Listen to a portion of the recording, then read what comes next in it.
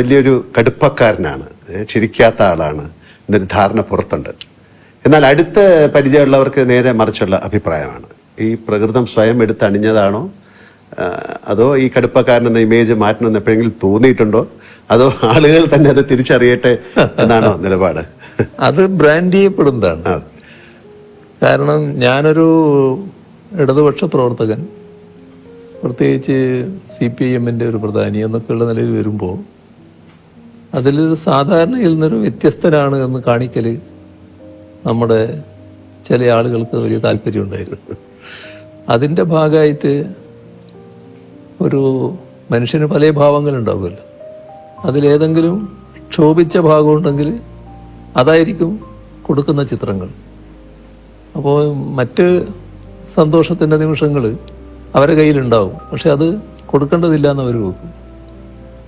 ഞാൻ പിന്നെ എന്നെ പറ്റി വരുന്ന വാർത്തകളിൽ അധികം അങ്ങനെ വ്യാകുലപ്പെടാറില്ല.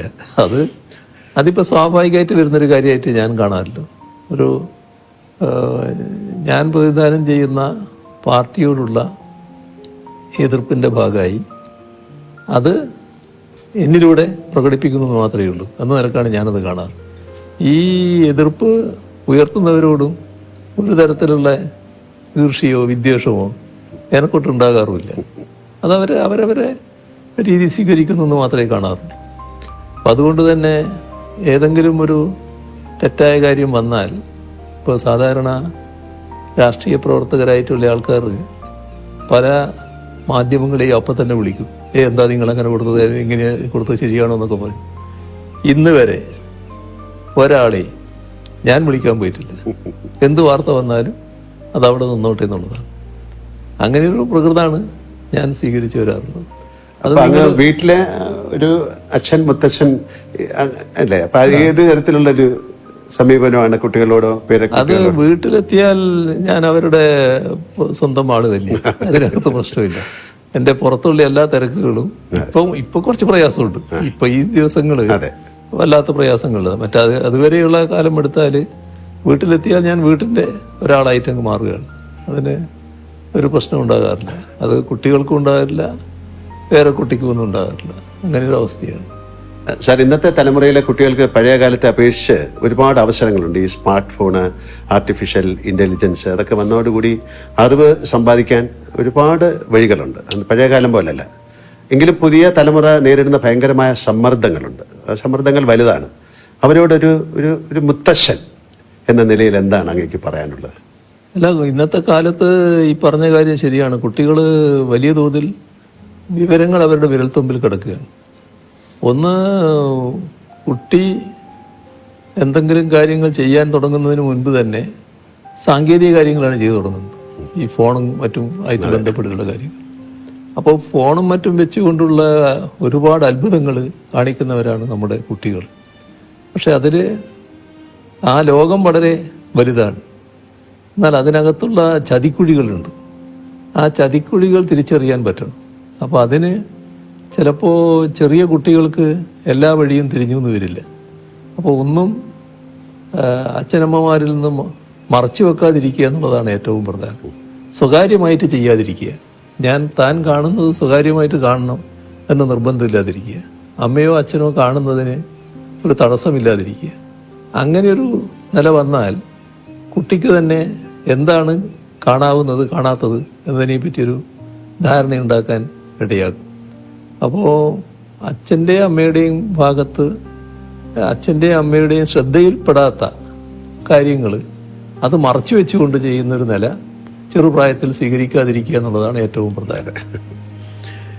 ഇപ്പം അങ്ങേ കാണാൻ വരുന്നവരെ സ്വീകരിക്കുന്നതിലും അവർക്ക് ഭക്ഷണം നൽകുന്നതിലും അങ്ങ് കാട്ടുന്ന വലിയ ആതിഥേയ മര്യാദ ഞാൻ പലപ്പോഴും കണ്ടിട്ടുണ്ട്.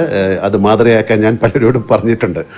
ഈ ഒരു ശീലം അമ്മയിൽ നിന്നാണോ കിട്ടിയത്, അല്ലെങ്കിൽ കുടുംബ പശ്ചാത്തലത്തിൽ നിന്നാണോ കിട്ടിയത്?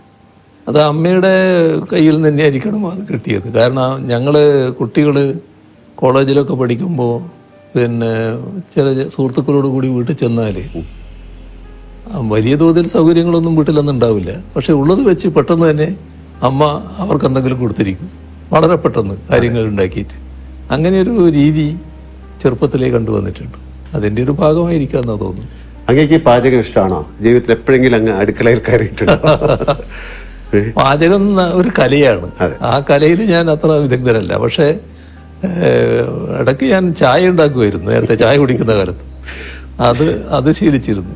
അതിനപ്പുറത്ത് ഇല്ല, ഒന്നിലേക്ക് കടക്കാൻ എനിക്ക് ധൈര്യം കിട്ടിയിട്ടില്ല. അപ്പൊ അങ്ങനെയാണെങ്കിൽ അങ്ങയുടെ പ്രിയപ്പെട്ട ഒരു ഭക്ഷണം എന്താണ്?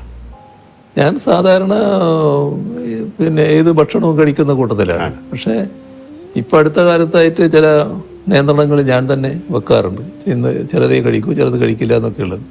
എന്നാൽ ഒരു ഭക്ഷണത്തോടും അപ്രിയമില്ല, ഒന്നും മാറ്റി നിർത്താറില്ല. എല്ലാം കഴിക്കുന്ന ഒരു കൂട്ടക്കാരനാണ് ഞാൻ. ഈ ചിലപ്പോൾ ഭാര്യ അല്ലെങ്കിൽ അമ്മ അങ്ങനെ ആരെങ്കിലും ഉണ്ടാക്കുന്ന ഭക്ഷണത്തോടായിരിക്കും കൂടുതൽ താല്പര്യം. അങ്ങനെയൊക്കെ അങ്ങനെ ഉണ്ടോ? എനിക്ക് തീർച്ചയായും അതാണ്. വീട്ടിലെ ഭക്ഷണമാണ് എനിക്ക് ഏറ്റവും താല്പര്യം. അതിന്റെ പ്രശ്നം എന്താ വെച്ചാൽ, വീട്ടിൽ നിന്ന് പുറത്തിറങ്ങി ഭക്ഷണം കഴിക്കുമ്പോൾ പലപ്പോഴും വീട്ടിലെ ഭക്ഷണത്തെ പറ്റി താരതമ്യപ്പെടുത്തി പോകും. അതെപ്പോഴും എനിക്ക് താല്പര്യം വീട്ടിലെ ഭക്ഷണം തന്നെയാണ്.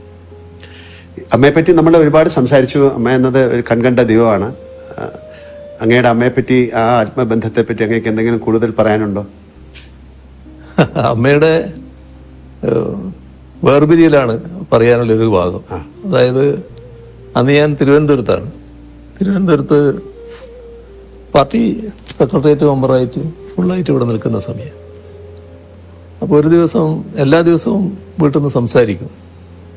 ഒരു ദിവസം ഭാര്യ വിളിച്ചപ്പോൾ ചെറിയ സംസാരത്തിലൊരു വ്യത്യാസം പോലെ തോന്നി. അത് അമ്മയുടെ ആരോഗ്യസ്ഥിതി പറയുമായിരുന്നു. നല്ല അവശത ഉണ്ടായിരുന്നു അപ്പോൾ. മറ്റൊന്നും പറഞ്ഞില്ല, പക്ഷെ എനിക്ക് തോന്നി എന്തോ ഒരു പ്രശ്നമുണ്ട്. അപ്പോൾ ആ കാലത്ത് ചടയം ഗോവിന്ദനാണ് സെക്രട്ടറി. അപ്പോൾ ഞാൻ പറഞ്ഞ് എന്തോ ഒരു പ്രശ്നമുണ്ടെന്ന് തോന്നുന്നു, ഞാനൊന്ന് പോയിട്ട് വരാമെന്ന് പറഞ്ഞ് അങ്ങനെ വൈകുന്നേരം വീട്ടിലേക്ക് പോയി. രാവിലെ അവിടെ എത്തി. വീട്ടിലെത്തി.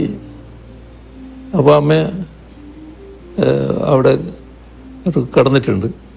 അവിടെ നിന്ന് എഴുന്നേറ്റിരുത്തി എൻ്റെ ദേഹത്തിങ്ങനെ ചാരിയിരുന്ന് ലേശം വെള്ളം കൊടുത്തു. ആ വെള്ളം കുടിച്ചു. അവിടെ കഴിഞ്ഞു. അങ്ങേക്ക് വേണ്ടി കാത്തിരിക്കുകയാണ്. അതെ. അപ്പോൾ അതാണ് അതിൻ്റെ പ്രത്യേകത. അത് കഴിഞ്ഞിട്ട് എനിക്കറിയാം അമ്മ ഏത് നിമിഷവും മരണപ്പെടും എന്നൊക്കെ നമുക്കറിയാമല്ലോ. പക്ഷേ ഞാനും വൈഫും മാത്രമേ ആ സമയത്തുള്ളൂ, മറ്റാരുമില്ല. അപ്പോൾ ഞാൻ പുറത്തിറങ്ങിയിട്ട് ആളോട് പറയണമല്ലോ. പുറത്തിറങ്ങി ഒരാൾ മുമ്പിൽ വന്നു പെട്ടു, ഒരു നാണു എന്ന് പറയുന്നയാൾ. പക്ഷെ ഒരക്ഷരം വാക്കിങ്ങോട്ട് വരുന്നില്ല, പറയാൻ പറ്റുന്നില്ല. അപ്പൊ അദ്ദേഹത്തിന് മനസ്സിലായി അതങ്ങനെയൊരു ബന്ധമായിരുന്നു. അതായത് ഞാൻ കേട്ടിട്ടുണ്ട് അമ്മയുടെ മടിയിൽ തല വെച്ച് കിടന്ന് അങ്ങനെ രാമായണം കേൾക്കുന്നത്. അങ്ങക്ക് ഭൂതപ്രേത പിശാചുക്കളൊക്കെ പേടിയായിരുന്ന സമയത്ത് അങ്ങനെയല്ലേ കുട്ടികൾ? ഭയങ്കര പേടിയായിരുന്നു, ചെറിയ പേടിയല്ല. അപ്പൊ ഇതെല്ലാം കേട്ട് കഴിഞ്ഞ് അങ്ങക്ക് ഒരു ആന്തരികമായ ഒരു ആത്മീയ വശം ഉണ്ടായിട്ടുണ്ടോ? ഈ നേരത്തെ പറഞ്ഞു, എന്നാലും ഒരു സന്യാസം എന്ന് പറഞ്ഞ പോലെ അങ്ങക്ക് ഒരു ആന്തരികമായ ഒരു ആത്മീയ വശമുണ്ടെന്ന് വളരെ വിശ്വസിക്കുന്ന ഒരാളാണ് ഞാൻ. അതായത് ഇതിനെപ്പറ്റി പറയാറ് സാധാരണ നിസ്സാരമായുള്ള സംസാര സാഗരം എന്നാണ്. അതെ.